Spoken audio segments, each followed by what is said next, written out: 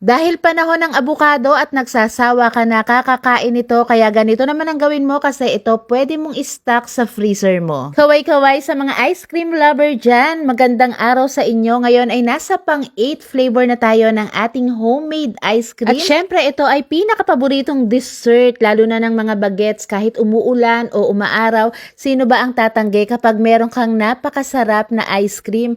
Ayan, ang nanay ko nga init na init kaya nakatalukbong pa ng bimpo. Kaya tara magsimula na tayo. So dito meron akong mga maliliit na avocado. So ito po hindi masyadong maganda yung klase niya kasi meron siyang parang sinusinulid at saka hindi siya ganun kalinamnam. Kaya gagawin ko na lang na ice cream. So dito wala naman pong exact measurements para sa ating avocado. Kung marami kayong avocado, damihan nyo yung ilalagay nyo. Then meron ako ritong 2 piraso ng kalamansi. Papatakan ko lang ng calamansi juice or pwede rin na lemon juice para po maiwasan yung discoloration or para hindi mangitim itong ating avocado.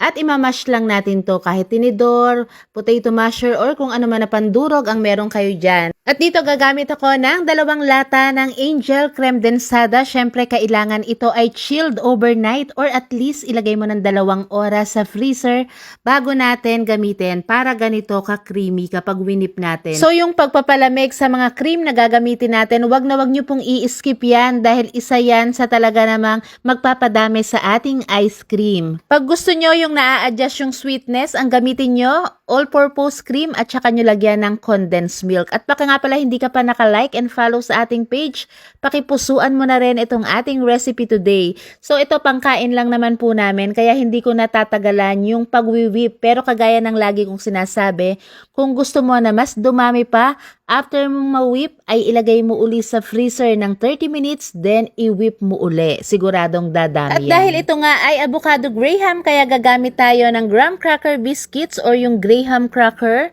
at pipira-pirasuhin lang natin. Pwede naman nating dukdukin yan para madurog at para mas lalong masarap at katakam-takam ay lalagyan natin na kung cheese lover ka at medyo nakaka-LL ay pwede mo namang damihan para mas lalong masarap ang ice cream mo.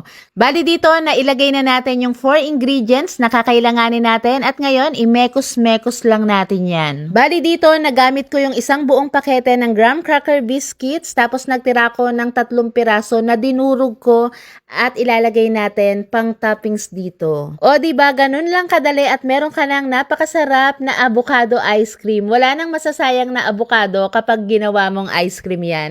Maraming salamat sa panonood at shout out nga po pala sa inyong lahat. Mega love shout out kay Ma'am Marchilu Elegado Polo and to Polo family ng Pampanga, kay Ma'am Venus Idiones ng Cavite, kay Ma'am Teresita Dula ng Nai Cavite, at kay Ma'am Trexie Collado ng Kuala Lumpur, Malaysia. Salamat po sa panonood at kita-kita tayong muli sa susunod na video. Bye-bye!